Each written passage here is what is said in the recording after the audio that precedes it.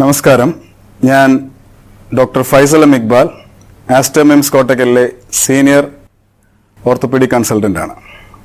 ഇന്ന് നമ്മളിവിടെ ഡിസ്കസ് ചെയ്യാൻ പോകുന്ന കാര്യം ഡിസ്ക് അസുഖത്തിൻ്റെ ഏറ്റവും നൂതനമായ ചികിത്സാ രീതിയെ പറ്റിയാണ്.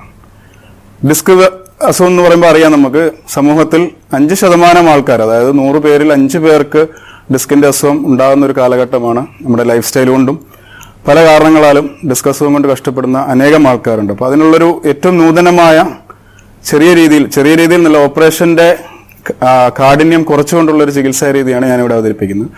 പെർക്യൂട്ടേനിയസ് എൻഡോസ്കോപ്പിക് ലംബാർ ഡിസ്കെക്ടമി, അതായത് PELD എന്ന് പറയുന്ന ഒരു പുതിയ നൂതന ചികിത്സ. നൂതനം എന്ന് പറഞ്ഞാൽ അത് നമ്മുടെ ഇന്ത്യയിൽ വരാൻ തുടങ്ങിയിട്ട് അധികമായിട്ടില്ല എന്നുള്ളതാണ്. വിദേശ രാജ്യങ്ങളിൽ ഏറ്റവും കൂടുതൽ ചെയ്തു വരുന്ന സർജറിയാണ് ഇപ്പോൾ അത്. അപ്പോൾ അതിൻ്റെ പ്രത്യേകത എന്താണെന്ന് വെച്ചാൽ, ഡിസ്ക് അസുഖം നമ്മൾ ഡയഗ്നോസ് ചെയ്ത് കഴിഞ്ഞാൽ, അതായത് ക്ലിനിക്കലായിട്ടുള്ള പരിശോധന വഴിയും എക്സ്റേയും MRI വഴി ഡയഗ്നോസ് ചെയ്ത് കഴിഞ്ഞാൽ അത് ഡിസ്കിൻ്റെ തള്ളൽ കൊണ്ടുണ്ടാകുന്ന നടുവേദനയാണ് എന്ന് നമുക്ക് തീരുമാനമായി കഴിഞ്ഞാൽ നമുക്ക് ചെയ്യാവുന്ന പല ചികിത്സാ രീതികളുണ്ട്. ഒന്ന് നമുക്ക് റെസ്റ്റ് കൊണ്ട് മാറാം, മറ്റ് പാരമ്പര്യ ചികിത്സാ രീതികൾ കൊണ്ട് മാറ്റാം, പിന്നെ മരുന്നുകൾ കൊണ്ട് മാറ്റി. ഇതുകൊണ്ടൊന്നും ശമനം കിട്ടുന്നില്ലാത്തൊരു സ്റ്റേജിൽ നമ്മൾ അടുത്ത ഓപ്ഷനാണ് ആലോചിക്കുന്നത് സർജറിയെ പറ്റിയാണ്, ഓപ്പറേഷൻ ചെയ്യുന്നതിനെ പറ്റിയാണ്. അപ്പോൾ ഓപ്പറേഷൻ തന്നെ 2 തരം, അതായത് ഒന്ന് തുറന്നുകൊണ്ടുള്ള പാരമ്പരാഗതമായ രീതിയിലുള്ള, അതായത് non classical type of surgery എന്ന് പറയും. തുറന്നുകൊണ്ടുള്ള ഓപ്പറേഷൻ, അതായത് മൈക്രോസ്കോപ്പിക് ഡിസ്കെക്ടമി ഉണ്ട്, തുറന്നിട്ട് ഓപ്പൺ ലാമിനക്ടമി ഡിസ്കെക്ടമി ഉണ്ട്. ഇതിനൊക്കെ വെച്ച് നോക്കുകയാണെങ്കിൽ ഏറ്റവും ശരീരത്തിൽ മുറിവിന്റെ അളവ് ഏറ്റവും ചുരുങ്ങിയ രീതിയിൽ ചെയ്തുകൊണ്ടുണ്ടാകുന്ന ഓപ്പറേഷനാണ് ഈ പെർക്യൂട്ടേനിയസ് എൻഡോസ്കോപ്പിക് ലംബാർ ഡിസ്കെക്ടമി. ഓരോ വാക്കിനും അതിന്റെ അർത്ഥങ്ങളുണ്ട്. പെർക്യൂട്ടേനിയസ് എന്ന് പറഞ്ഞാൽ തൊലിയിൽ കൂടെ, എൻഡോസ്കോപ്പിക് അതായത് നമ്മൾ ആർത്രോസ്കോപ്പി ഒക്കെ ചെയ്യുന്നത് പോലെ കീ ഹോൾ സർജറി വഴി ലംബാർ ഡിസ്കിന്, അതായത് നടുവിന്റെ ഭാഗത്തെ ഡിസ്കിനെ നമ്മൾ നീക്കം ചെയ്യുക. ഇതാണ് നമ്മൾ വാക്കിന്റെ പൂർണ്ണരൂപം.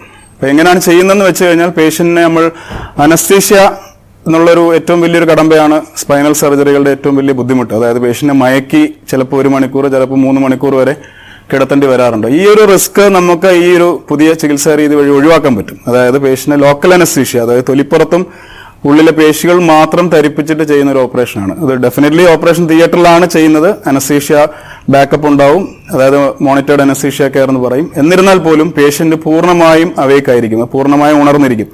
നമ്മൾ ചെയ്യുന്ന സമയത്ത് പേഷ്യന്റിനോട്, നമ്മൾ ആ ഡിസ്കിനുള്ളിൽ കിടക്കുന്ന സമയത്തും മറ്റ് ഓപ്പറേഷൻ പുരോഗമിച്ചുകൊണ്ടിരിക്കുമ്പോഴും രോഗിയോട് നമ്മൾ ചോദിക്കും, കാലിലെ വേദനകൾ കുറയുന്നുണ്ടോ, വേറെ എവിടെയെങ്കിലും വേദന വരുന്നുണ്ടോ. അപ്പം പേഷ്യന്റിന്റെ പൂർണ്ണമായ ഫീഡ്ബാക്ക്, റെസ്പോൺസ് നമുക്ക് ഈ ഓപ്പറേഷൻ ആവശ്യമാണ്. അപ്പോൾ അതുകൊണ്ട് മയക്കാതെ ചെയ്യാൻ പറ്റുന്ന ഒരു സർജറിയാണ്. പരമാവധി 1 മണിക്കൂർ 1.5 മണിക്കൂറിനുള്ളിൽ പൂർത്തിയാകുന്ന ഒരു ഓപ്പറേഷനാണ്.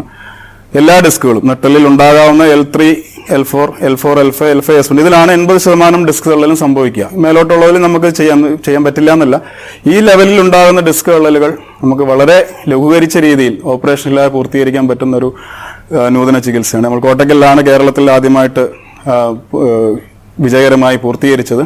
ധാരാളം ചെയ്തു വരുന്നുണ്ട്. അതിന്റെ ടെക്നിക്കൽ ആസ്പെക്റ്റിലൂടെ ഞാൻ പറയാം. പേഷ്യന്റ് നമ്മൾ കമഴ്ത്തി കിടത്തി ചെയ്യുന്നു. ലോക്കൽ അനസ്തീഷ്യ സ്കിന്നിൽ കൊടുക്കുന്നതിനോടൊപ്പം ചെറിയ നീഡിലുകൾ നമ്മൾ സിയാം കൺട്രോൾ, അതായത് കമ്പ്യൂട്ടറൈസ്ഡ് ഇമേജിംഗ് കൺട്രോൾ വഴി നമ്മളത് നീഡിലിനെ ഡിസ്കിനുള്ളിൽ എടുത്തി ആ നീഡിൽ വഴി നമ്മൾ എൻഡോസ്കോപ്പ്, അതായത് കീഹോൾ കൊണ്ട് കാണാവുന്ന, വലിയ സ്ക്രീനിൽ വലിയ രൂപത്തിൽ കാണാവുന്ന എൻഡോസ്കോപ്പ് ഡിസ്കിനുള്ളിൽ കടത്തി അതുവഴി പുറത്തോട്ട് തള്ളിയ ഡിസ്കിനുള്ളിൽ നിന്ന് തന്നെ നീക്കം ചെയ്യുകയാണ്. അപ്പോൾ ഞരമ്പുകളെ ഉണ്ടാകാവുന്ന ക്ഷതം വളരെ കുറവാണ്.